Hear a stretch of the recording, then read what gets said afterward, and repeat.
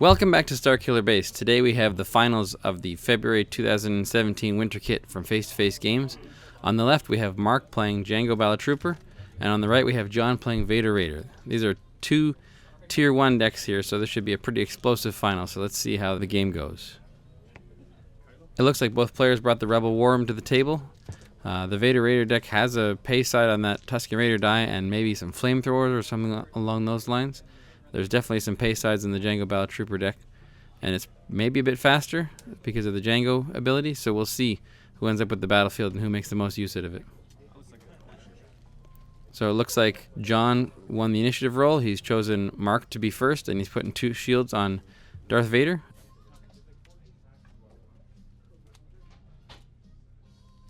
Mark's taking his first action and putting an F11D rifle on Jango. The redeploy is always nice against a Vader deck because you just never know who's going to get killed first. The deck is so bursty that you may lose a character by surprise there.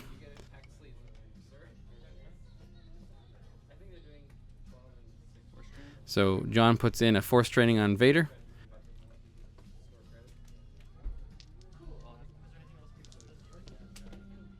And then Mark rolls in EBala-Tik and gets a shield and +2 range damage. Jon rolls in the Tusken Raider and gets 1 range damage. He doesn't exhaust his character sometimes, so it makes the board state a little bit confusing, so hopefully Mark will ask him to fix that. So Mark rolls in the First Order Stormtrooper, gets a 2 range damage, so he's got 4 damage on the board there. Looks like Jon's coming in with Vader, and he rolls a 3 melee, a 2 melee, and a 1 resource. Mark reacts with Jango, rolls a 1 range and a +1 range, so he's got 6 range damage in total there. Discards an electroshock, and then let's see where he puts the 6 damage. Puts it into the Tusken Raider.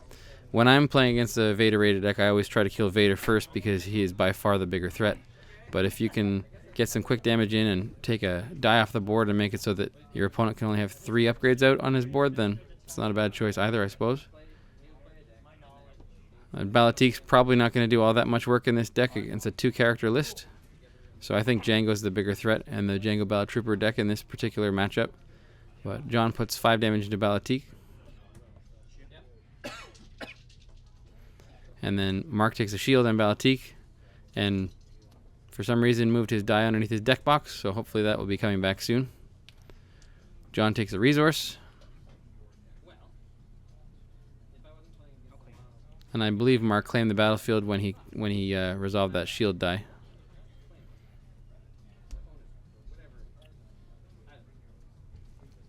One of the problems with playing out a 2-cost upgrade on your characters as your first action is that you don't have any resources to pay for the control cards in your hand. So unless you've got something like a cannon fodder or a he doesn't like you, you're sort of sitting a sitting duck there. So Jon puts 1 damage into EBala-Tik with the Tusken Raider die. And it looks like he's passed and their players are starting the new round.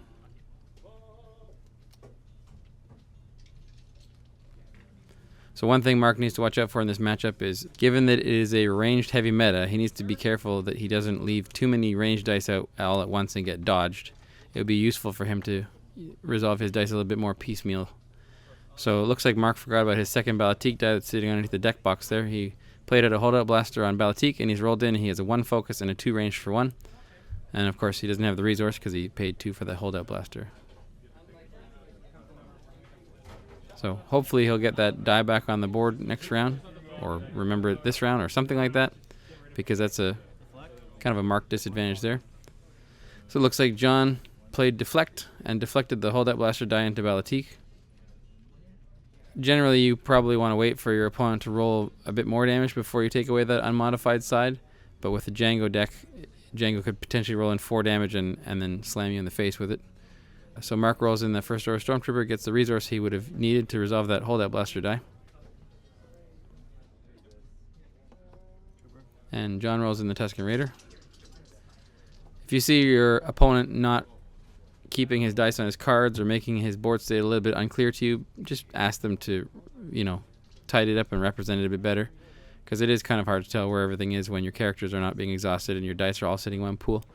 So Mark reacted with Jango, rolled in Jango and got a 1 melee and a +2 range damage.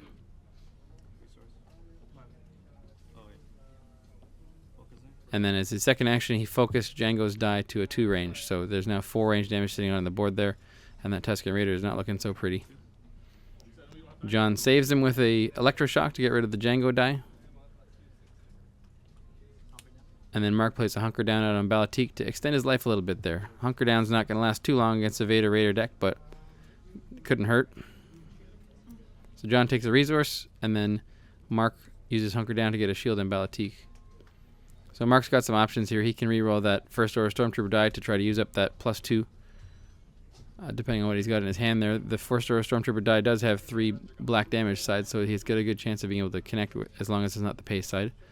Jon rolls in Vader, gets a resource, and a shield. And Mark discards a on the hunt because of his ability. Then he takes a resource from the First Order Stormtrooper's die.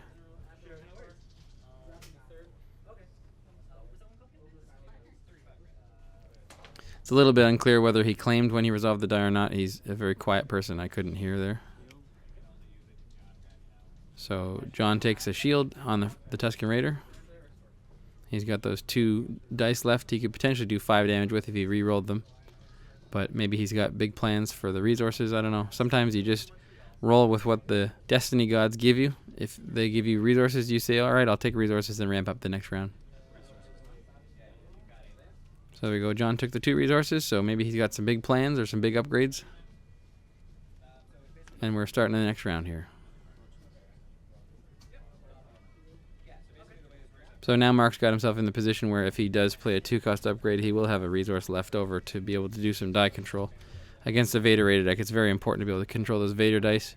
And unfortunately, with the 3 damage side on Vader and the Tusken Raider, you can't electroshock them, so you've got to rely on other forms of die control to get rid of them.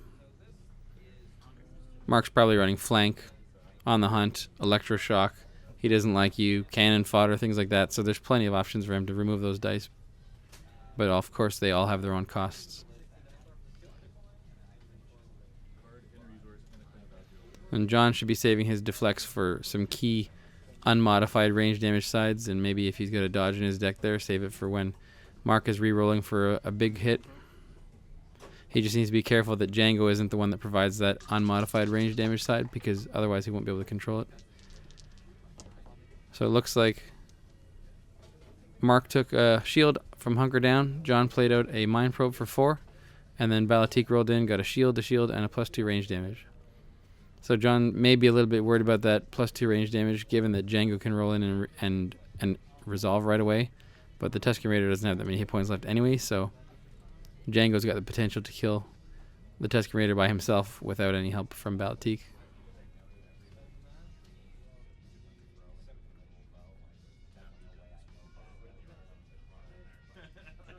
So Jon is preemptively electroshocking that +2 range damage side away, and Mark looked like he almost put that eBala-Tik die back underneath his deck box again, which would have been a shame. So he takes 2 shields, so he's probably going to put one on eBala-Tik there, and he puts one on the First Order Stormtrooper, which is an interesting choice. I would think that Jango would be the one that needs the shields a bit more, but you never know with this deck. He may have a cannon fodder or a best defense in his hand, and he just wants to minimize the amount of impact that that's going to do to his character.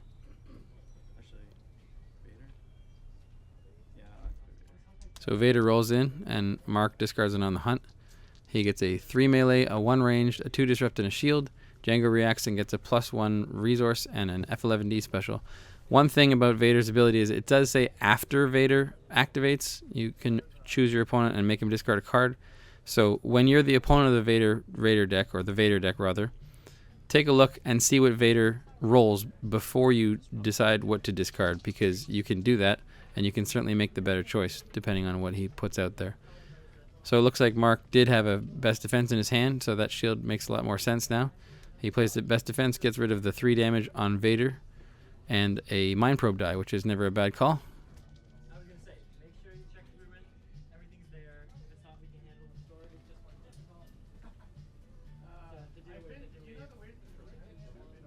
difficult. So you're already ahead of me? So both players are running out of dice here for this particular round. I don't know that Jon's going to be able to do much with that Vader die on the Force training. He's got rerolls, maybe a Force strike in his hand, but 3 damage isn't going to kill anything on the board there. So Looks like Jon's putting a damage into the first order Stormtrooper, so it's an interesting choice that he's not continuing to work on eBala-Tik. Maybe he's hoping that he can pull up a backup muscle and just put eBala-Tik out of his misery in 2 actions. So Mark plays out the holdout blaster on the first order Stormtrooper, rolls him in, and gets a shield and a range damage. A little bit of a mismatch of all the die sides he's got showing there. Jon rolls in the Tusken Raider and gets a resource. Mark may want to do some re-rolling here.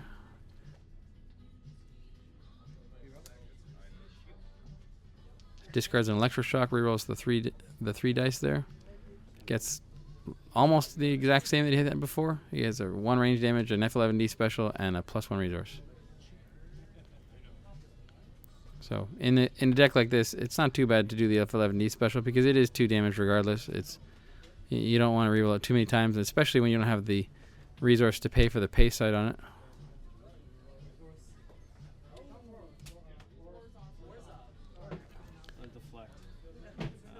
So Jon is deflecting the first order Stormtrooper die into the first order Stormtrooper. A little bit of an interesting choice.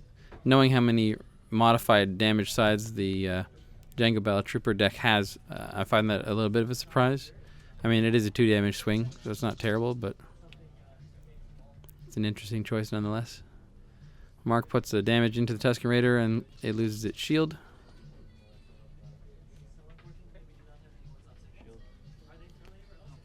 And then Jon puts it right back on. Mark resolves the F11D special, and Jon puts both damage into the Tusken Raider. One thing Jon should be looking at as well is if he's worried about Mark running dug-ins, he should probably potentially look at claiming a little bit early. Maybe leave a resource or a shield on the board just to get that battlefield away from Mark. Because when you've got a character within kill range and then all of a sudden they pop 3 shields on them, it's pretty miserable.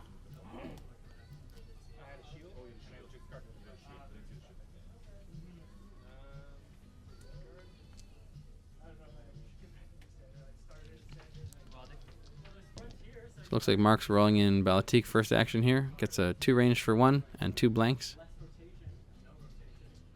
So if eBala-Tik gets to use his ability on himself there, Mark's going to have to find a way to re-roll those eBala-Tik dice and resolve them if he wants to use them twice this round. So that Tusken Raider is 1 action away from being dead here. So I imagine that Jon would be wishing that he had one of his deflects left to deal with that. Perhaps he's got an answer here. We'll see. I think it would be definitely a good call for Mark just to take out the Tusken Raider right away if he can. Especially since eBala-Tik has been used and can ready again with his ability there. Getting 3 dice to use twice in 1 round is pretty great.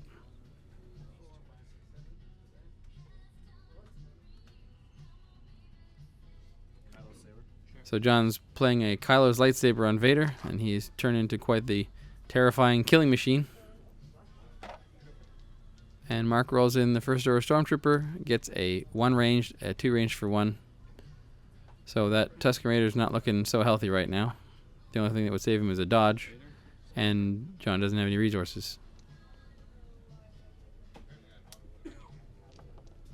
So he rolls in Vader. He gets a resource, a 3 melee, a 3 range for 1, a force training special, and a +3 melee. So that's a heck of a roll there.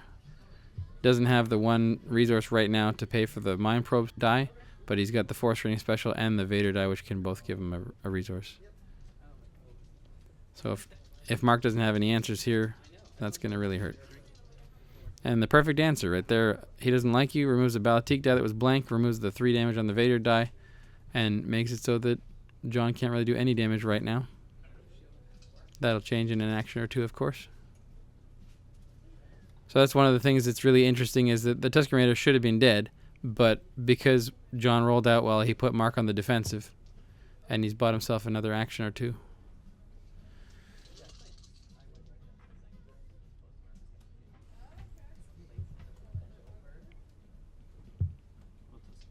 Jon rolls in the Tusken Raider, gets 1 range damage. So it looks like he's run out of offensive moves to pull, so I think that the best thing to do would be to kill the Tusken Raider and get rid of that die that he's got on him. So instead of just using the 1 range damage, Mark gets a little fancy and plays Arm to the Teeth to get rid of the hunker down off of eBala-Tik and kill the Tusken Raider. And hopefully he will remember his reaction. There we go. So eBala-Tik is being readied.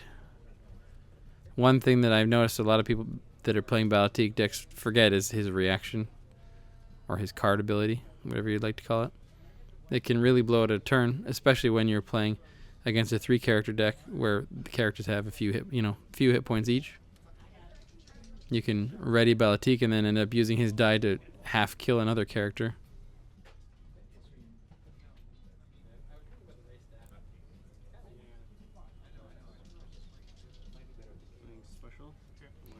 So Jon's resolving the Force Training special. We'll see which 2 he picks. He picks a resource. He can either do 1 damage or take a shield. I'm not sure that the 1 damage is all that impactful right now. So maybe he'll take a there we go. So he took a shield on Vader. And then Mark flanks the Mind Probe die. I'm not sure what Jon just did there. Maybe he thought Mark said Mark wanted to blank the Mind Probe die. So just pointing out there that flank actually does remove the die. It's a fantastic card. Not so much in 2-character decks, but in a 3-character deck it's pretty great.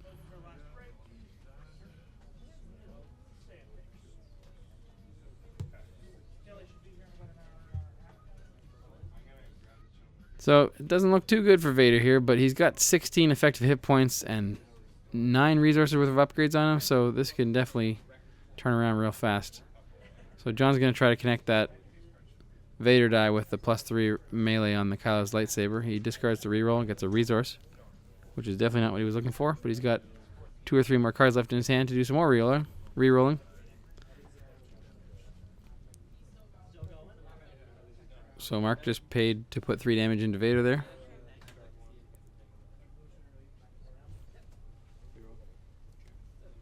And Jon goes for another reroll. He gets a shield, which is again not the 1 in 3 melee sides he was looking for. Mark rolls in Jango and has a whole bunch of nothing right now, unfortunately. 2 range for 1, a blank. Without any resources, those are more or less blank. I mean, they're a liability if your opponent has a force throw out there, but they're basically a blank for you at this point. Jon rerolled again. He gets a disrupt. Mark gives up on trying to resolve his dice before reactivating eBala-Tik. He rolls eBala-Tik and gets a resource side, so he's probably got a card in his hand he wants to keep there. Jon discards again, and for the 4th time in a row gets no melee damage. So Mark takes a resource. Jon disrupts it. And then Mark discards a reversal to roll 4 dice in. I think I would have been inclined to just claim, take the 2 damage from the Rebel War Room ability rather than the reroll, but I guess the damage potential on that was pretty high. If he got one of the range damage sides on Jango, he could have done 5 or 6 damage to Vader. So you never know. Sometimes you have to gamble.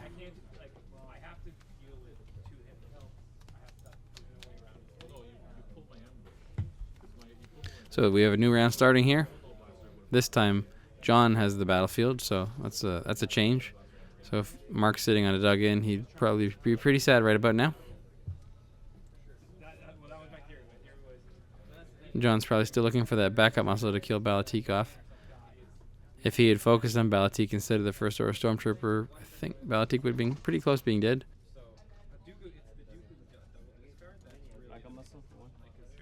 But there's that backup muscle, so eBala-Tik is now on a clock.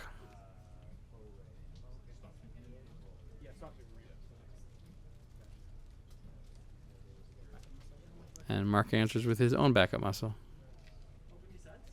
It's a great little card in Jango decks because you can use it to stall out so that you make sure that your opponent rolls in before your Jango does. But when it's 1 character versus 3, that's probably not really an issue there either. So Jon's putting 1 damage into eBala-Tik with the backup muscle there. So eBala-Tik has 4 effective hit points, but 1 backup muscle further, and he's dead. So if Jon's got another one in his hand, he's dead this turn, and if not, he's probably dead first action next turn. Mark plays at a DH-17 on Jango, making him an even bigger threat from that reaction and then the immediate activation. Of course, it's another die that has a lot of pay sides and dependency on modified sides, so we'll see if he hits it when he rolls in. Jon rolls in Vader. Gets a 2 disrupt, a blank, a focus, a 3 melee, and a 2 disrupt. The disrupts on Vader and the Mind Probe are really nice when you're playing against a deck like Crime Lord deck or an Endless Ranks deck, but when you're playing against a Jango deck that runs really tight with 1 and 2 cost upgrades and currently has no money, they're not very helpful. He has the potential to focus that Kylo's lightsaber into 3 damage and then do 6 to somebody, so there's definitely some damage out there. Oh, interesting. Okay, it looks like Mark is playing cannon fodder, taking away Vader's 3 damage and killing his first order stormtrooper, and then redeploying the holdout blaster to Jango. So hopefully Mark doesn't have too many spot a red character cards in his deck, like a tactical mastery or a logistics or something like that. He might have another cannon fodder or best defense, but of course against the Vader deck you can always just say, oh, Vader activated, that's cool, I'll discard this cannon fodder that I can't use anymore. And of course you'd much rather have 3 damage on the first order stormtrooper in your Jango Bella Trooper deck than any of the other characters. So let's see what Jon decides to do here.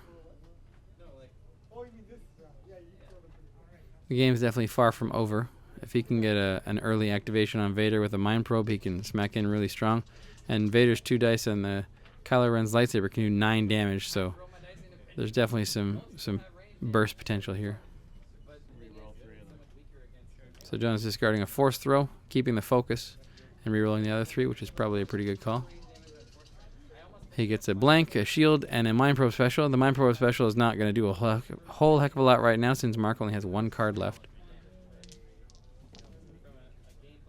So Jango rolls in, gets a 1 ranged, a shield, a +2 ranged, and another 1 ranged.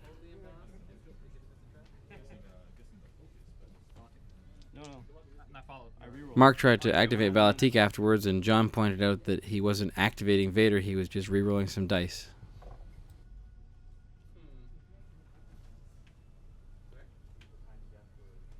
Mark's definitely looking to get some good use out of those eBala-Tik dice this turn, since it's probably the last turn that he's going to be alive.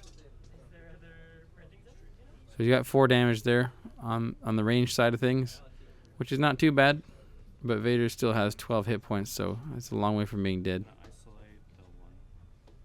So Jon plays Isolation on the Jango die. It's an interesting play.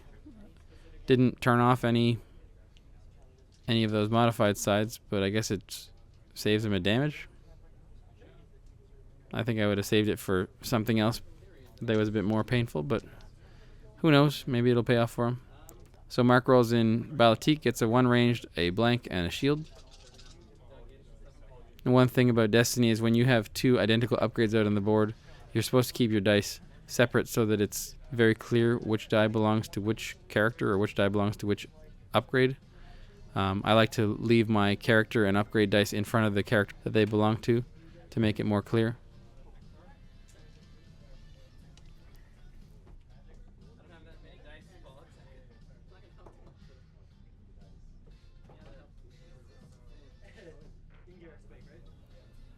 So Jon's giving some thought here to what he wants to do. I don't know what he's got in his hand, but he definitely should re-roll those 3 dice again, I think.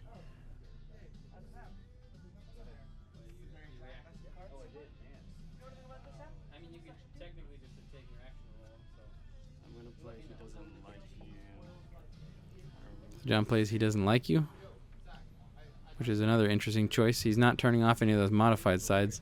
Maybe he'll take the modified side away to guarantee that he removes the 2 damage. Okay, he takes away the eBala-Tik die, and then Mark almost puts it off the board again. And then Mark puts 3 damage into Vader. I think that if you know that the modified side is going to get fired off for sure, and the modified side is bigger, then it might have been better to just play He Doesn't Like You and get rid of that F11D die with the +2 range damage on it, because then he would have only taken 2 damage instead of 3. But of course, if you have an unmodified range damage side and it's the only one, then by all means, control that.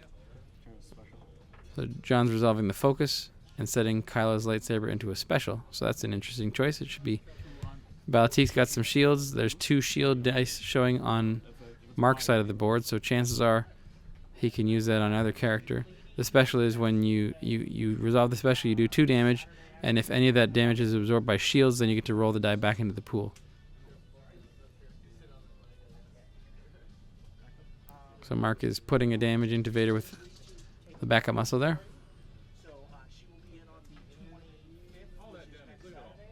Mark's only got one card left. Probably not going to bother re-rolling with it.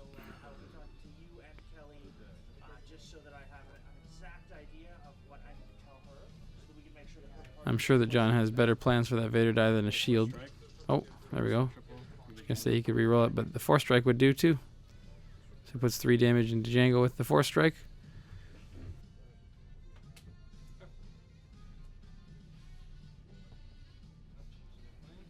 The Kylo Saber is not all that interesting when you have no resources. I would just put 2 shields on Jango, let him re-roll it. In worst case scenario, he gets to do the special again. So Jon's resolving Kylo's special into Jango. So Jango loses the shield, takes the damage. Jon re-rolls. Gets the +3 melee, which is effectively useless. And then I think Mark claimed and resolved that shield die with the claim ability. And then Jon passes because he had no cards or dice. And another problem I see with keeping your dice in a big clump like that is that even though that Tusken Raider is dead, his die is still sitting there. I've seen people that do that and they resolve the holocron and then switch out the card, but because the dice aren't on the card, they don't remember. They leave the holocron die in the pool and then roll it in next turn along with the mind probe or whatever they had on it, which is unfortunate. So Mark is starting off overriding his DH-17 with a jetpack, which is an interesting choice. I guess he wants that modified damage sides and the special against Vader. The special that removes a melee die is really helpful. I mean, he's got to know that eBala-Tik is not long for this world, so that holdout blaster could have come over and overwritten the DH-17 anyway. So I guess he must have a preference to the jetpack. So Mark puts the damage into Vader with backup muscle. If he had a red character alive and he had a tactical mastery in his hand, he could roll in eBala-Tik and hope to resolve his dice immediately, which would be really great. But of course, Jango and eBala-Tik are both yellow, so that First Order Stormtrooper could have activated that if he had it. He may not even run it, but it's something that you commonly see in a Jango eBala-Trooper deck. Usually a one of. So Jon backup muscled eBala-Tik and killed him, and we'll see if Mark likes his... No, it does not like the holdout blaster. He plays a backup muscle number 2. It's definitely an interesting card. It really grinds down your opponent, but it's a lot more interesting when you've got a couple of hit points left and a bunch of shields. So Vader has 7 hit points left, so it's not all that impactful, but it definitely adds up pretty fast. And it's helping Mark stall long enough that Jon's going to roll in. And Mark has the potential to kill Vader here. He has the potential to do 9 damage with the dice that he's got on Jango. And Mark's probably seeing that, but there may not be much for him to do except for just to roll in. In comes Vader. He gets a resource, a blank, a +2 melee, a 2 disrupt, and a 3 melee. Jango reacts, gets a +2 ranged, a blank, a +3 ranged, and a resource.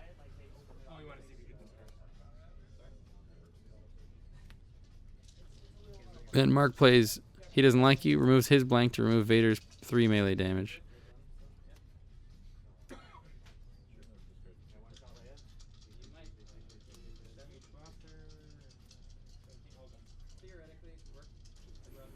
If that Jango die had come up on one of the range sides, this game would have already been over and Mark would have won.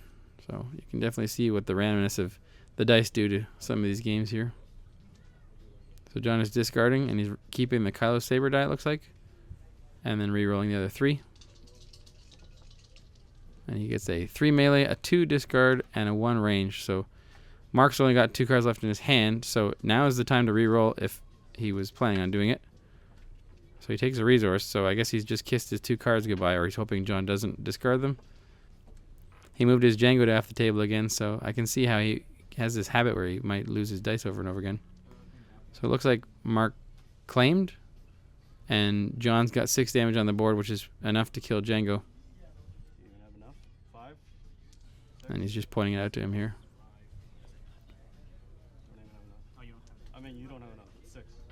So it looks like that's the GG.